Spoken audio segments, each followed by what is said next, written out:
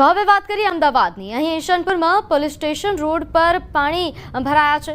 Society પણ પાણી થઈ છે। ઈશ્વર કૃપા સોસાયટીમાં પાણી ભરાયા। લોકોના ઘરોમાં પણ પાણી ભરાયા હોવાની સમસ્યા સામે આવી। દર વર્ષે અહીં પાણી ભરાવાની સમસ્યા સર્જાય છે। અમદાવાદમાં વરસેલા વરસાદે અમદાવાદના હાલ બેહાલ કરી દીધા છે। અનેક જગ્યાએ પાણી ભરાવાની સમસ્યા જોવા મળી રહી છે। હાલ અમે અમદાવાદની ઈશનપુરમાં છીએ, જ્યાં એક સોસાયટીના હાલ છે તે આપ જોઈ શકો છો। કયા પ્રકારની પરિસ્થિતિ અહીં જોવા મળી રહી છે।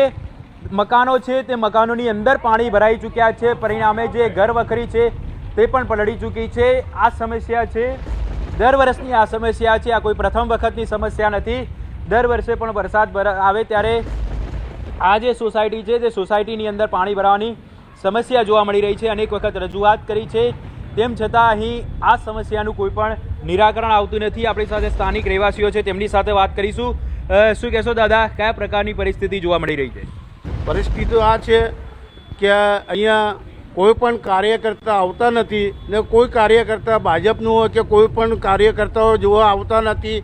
ખાલી વોટ માટે આવે છે, બાકી આ પ્રકારની અંદર કોઈ આવતો નથી, કોઈ સહાયતા નથી। આ સોસાયટીઓમાં દરેક વસ્તુની તકલીફ પડે છે, એ તકલીફ કોઈ જોતા નથી। સવારથી એમ છે, બધા ઘરમાં પાણી ભરી ગયું છે, વાહન વ્યવહાર ચાલતો નથી। આ જોઈએ છે અમને બસ। શું કહેશો આપ? સાહેબ, આની આ પરિસ્થિતિ છેલ્લા 25-30 વર્ષથી છે। ગવર્મેન્ટ એવું કહે છે કે નવો વ્હાઇટ ટોપિંગ રોડ બનાવ્યો છે, પણ એના લીધે પાણી ભરાશે નહીં। પણ એ બનાવ્યા પછી કશો ફેર પડ્યો નથી, ઉલટાનું એનાથી મુશ્કેલીમાં વધારો